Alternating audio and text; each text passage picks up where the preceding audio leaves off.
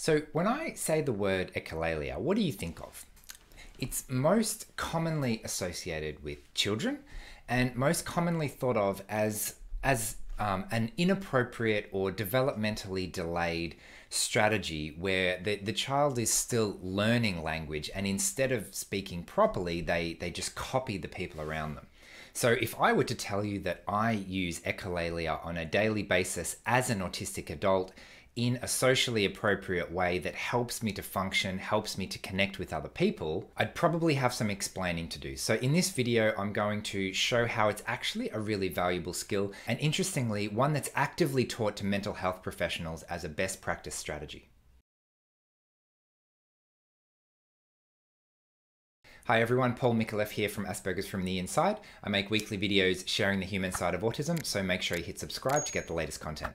So if you're unfamiliar with this word echolalia, it's basically the phenomenon of children, all children, but especially autistic children, in the developmental stage of learning language, of repeating back, parroting back, echoing back words and phrases that they've heard from parents or from TV shows. And it's not always done in a way that language would normally be used. So it might be out of context, or it might be trying to express something that is not quite the same way that we would normally use language. So when this happens in children, it's easy to think that it's a developmental stage and that it's trying to learn how to communicate properly. Whereas what I've realized, the way I see it now, is that there are actually some really helpful things that we can learn from that developmental stage that can be taken into adulthood and taken into a mature version of communication. So if we look at this first one of just copying words that I've heard from other people. So we do that all the time. We call it quoting people. We call it imitating people, or imitating a meme. Like every time you've referred to a meme or referred to something you've seen in a TV show or a movie, it's shared knowledge, because the person that you are talking to about it knows what you're talking about, and you're able to communicate a large amount of information with a small amount of words. Because if I make a reference to a TV show or a movie or something else that we both know about, then I can bring along all the context of what those words meant in the context of where I'm quoting them from, and that can be really powerful. So for me personally, like when I was in high school, the thing was The Simpsons, and like my friends and I at school, we could basically quote every single episode that you could imagine. And what that meant was that we would sit around at lunchtime just sharing funny, humorous, relevant or irrelevant quotes that came to mind at the time. And it means that to this day, when something happens in real life, my brain will often react, not so much with an emotion, not so much with a thought, but it will react, it will retrieve a relevant quote.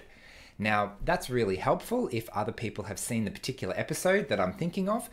But if the quote is too esoteric and people don't get what I mean, then saying it out loud is not particularly socially appropriate and tends to interrupt the communication rather than actually help it. So quotes in general can be really helpful to show that there's a shared understanding and a shared meaning. And I guess the point of this is that using someone else's words is sometimes a much more efficient way of communicating an expression or a feeling or something that's actually quite complicated to put into words. Because I don't need to try and find a way to express it myself. I can simply search my memory banks for where has someone else already expressed what I'm feeling right now, and I can leverage that instead. Another way that I personally use echolalia on a daily basis, and this is the one that is actively taught to especially mental health professionals, it's taught as a listening skill. It's called repeating back, or sometimes parroting.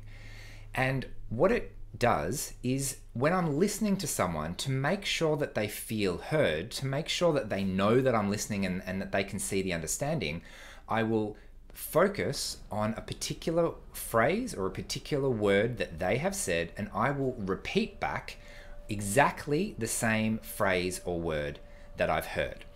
Now, this might sound like a really simple strategy, but it's actually an incredibly powerful listening strategy, because it shows the other person that they've said this entire long sentence and story, and I've picked up on the most important bit and I've reflected that back. So I actually I've taught this previously in communication skills workshops on how to have a conversation. For me personally, it took me a really long time to figure out how to keep a conversation going. Someone's just told me a story and they've paused and they're waiting for a response from me. What do I say? Do I ask them a question? Do I make a comment? What do I do in that situation? So I had to learn these conversation skills. And actually, one of the simplest, most effective ways to stay engaged in a conversation is to simply repeat back a little bit of what the other person has said. So this might be like if someone tells me a story and they tell me an exciting thing happened to me on the weekend, and then they tell me the story, then I will go back and say, oh, that sounds exciting. And all of a sudden, I'm using the same word, I'm connecting with them in exactly their language, and it actually helps to use the words of the person you're talking to, because if someone else has used a word, that word means something to them. And if I use that exact same word as well, then I'm showing that we're making sure we're on the same page in that sense. I'm also leveraging a particular strength that I have. I have a very good memory for listening to things, right? So my memory for audio is very good, especially my short-term memory. So this actually makes for a really good party trick, because sometimes people will tell you names at a party, and sometimes they'll say this person, this person, this person, and you'll get like 10 names at a time, which is fairly useless for most people because the chances of remembering that are very small. However, because of my fantastic short-term auditory memory, so long as there was less than about 20 or 30 seconds between the first name and the last name, I can go back and repeat verbatim every single name in that group, and they'll all say, wow, you remembered all of our names? And then, of course, 15 seconds later, I will have forgotten them all because there was actually no meaning associated with those sounds. I was just repeating back the sounds. However, it's a really good party trick.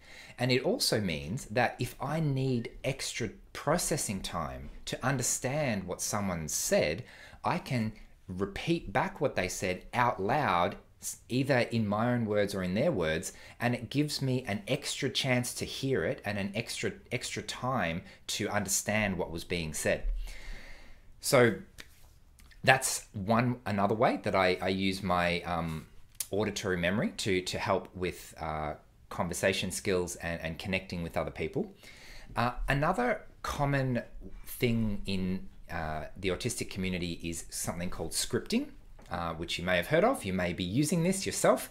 And I've very recently just read Hannah Gatsby's latest memoir, and I really love a phrase she used. Here's something I prepared earlier. So scripting is thinking about a situation in advance and preparing something in advance so that when that happens, when I'm asked that question, when I get into this situation, I've got something prepared in advance. So sometimes when I'm going to script something, I'm going to use the words and phrases that I've heard other people use so that I don't need to think about it myself. So instead of thinking about a response, I'll just give the standard typical response that I'm expected to give in a situation. How are you? I'm fine, thanks. What do you do for a living? All of those, fairly challenging small talk things.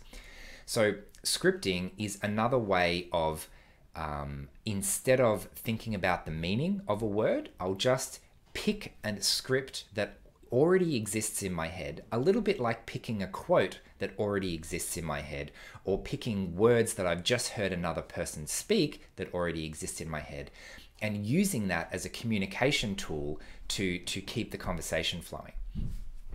So I guess, where am I going with this? The point that I really wanted to make is that when I was looking up this topic on echolalia, the word, meaningless repetition of words kept coming up, and I really took issue to that, because if you think that echolalia and repeating things back and quoting and scripting has no meaning in it, then it's probably because you just have to look a little bit closer as to what that meaning is. I remember a group I was facilitating a little while back, and one of the teenage boys in the group was feeling a little bit anxious and didn't really want to participate in the group, and he walked over and had a conversation with the wall for about 2 minutes, like just face to face against the blank wall, quoting Disney quotes to the wall. Now, to say that had absolutely no meaning at all, I mean, I don't know exactly what the meaning was, but surely that was some kind of emotional regulation strategy. Whatever was going on in his head or in his body in terms of emotions was being expressed through the medium of tapping into quotes and things from movies. So that is actually a fairly effective emotional regulation strategy. In terms of managing alexithymia as well, I'm going way over time and way off topic, but that's okay. I'll wrap up shortly. When it's from an emotional intelligence perspective, when it's difficult to name emotions, there are other ways to do that. You might pick a piece of music that particularly expresses, how you feel at the moment. You might pick a movie or a quote or a color or a shape or something, instead of trying to find an emotion word to describe how you're feeling. So when someone is quoting their favorite TV show, it's because it means something that is actually relevant at the time. And as an adult, I realize quite painfully, consciously sometimes, that I really want to connect with the people around me, but the thing that my brain went to would not be understood by the people around me, even though it perfectly expresses everything that I wanted to say and express in that moment. It wouldn't necessarily be understood by the people around me. So I have to find a new way to do that. Anyway, I should leave it there, but I'm interested to hear if, after listening to this, if you identify as using echolalia as an autistic adult. Do you quote films and movies and other things that you've heard other people say?